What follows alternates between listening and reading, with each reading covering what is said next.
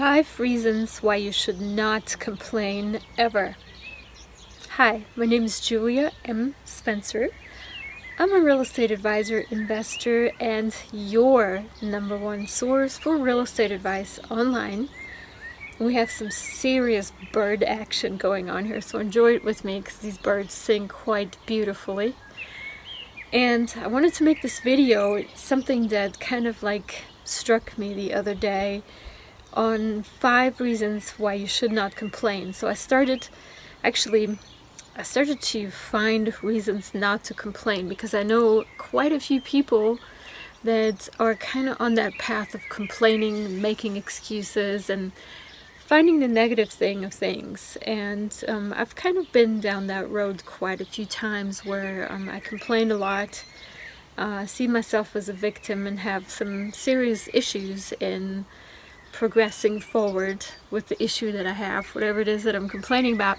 But it really is useless to complain, and I wanted to bring that in my forefront again, so I won't do it again. So I wanted to make this video to share what I found with you and kind of give you my opinion. I actually started reading articles all over online and tried to find ways to express what I was already had in my head.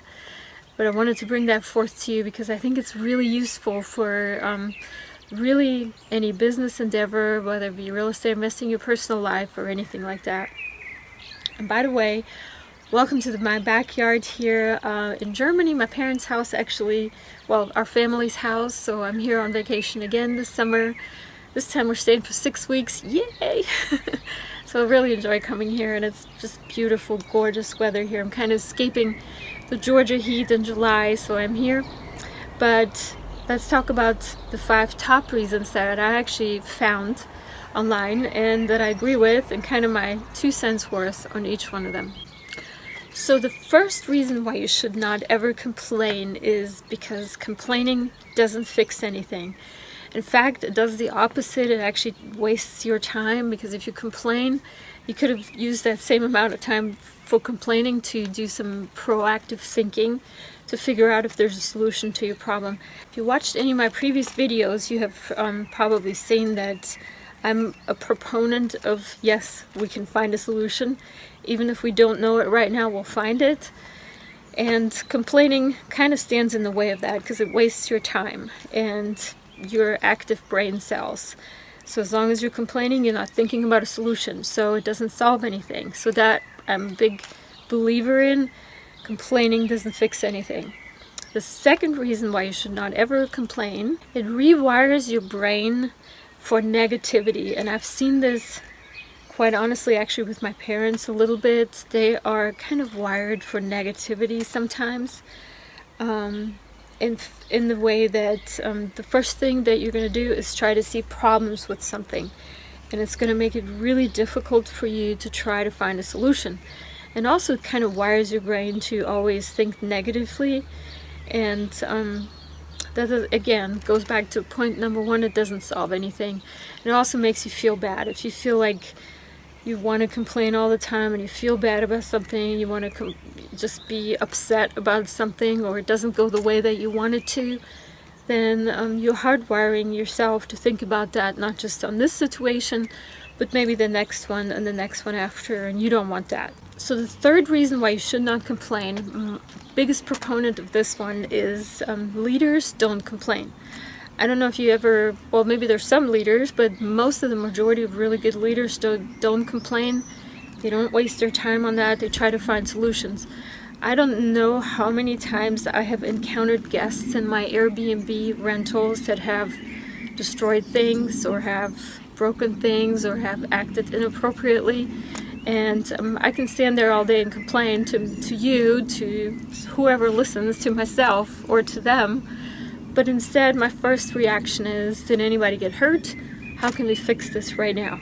And just ignore the whole, just skip that whole complaining step that usually people do before they decide, all right, this is where we're at, we're going to try to find a solution. So leaders don't complain, they fix stuff. Now the fourth reason why you should not complain is that complainers literally suck the life out of you. They really do. And I have been around people like that quite a bit in my life, and it's just exhausting to be around them for a long period of time. I am a proponent of understanding people's plight in life, or if they have a difficult situation. So I'm not minimizing that in any way. It's just that it just sucks the life right out of you. So you at some point just have to stop and separate yourself from that situation, because otherwise you're just going to get sucked down that turbine and just go down the drain with them. So you have to be really careful to be around too many complainers in your life, because you will be sucked out of life. And last but not least, the reason why you should not complain is basically that the reason why you're complaining is usually not a very good one. It's something that you're upset about, something that you can't fix anything about, and something that may have already been in the past, and something that doesn't affect anything that you're trying to do right now. Let me give you a case in point.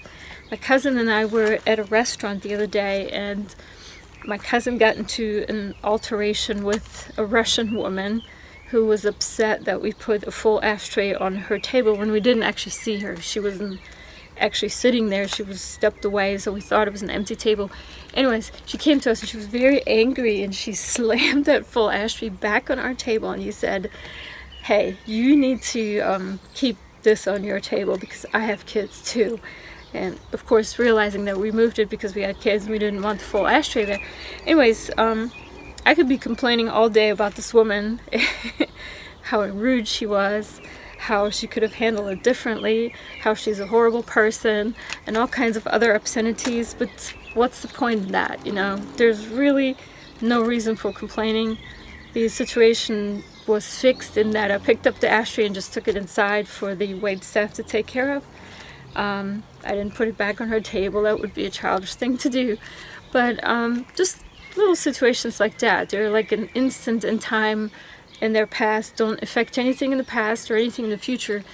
Are they really reason to worry about or complain about? So if you really think very carefully and just kind of observe yourself every day of the things that you're complaining about. What are you complaining about? Is it really good reason to complain about? And then you make a determination whether you want to just let that one go and focus on something more important, like fixing a problem, thinking of a new solution, thinking up a new creative thing that you want to do, or something else that's more constructive and productive with your life.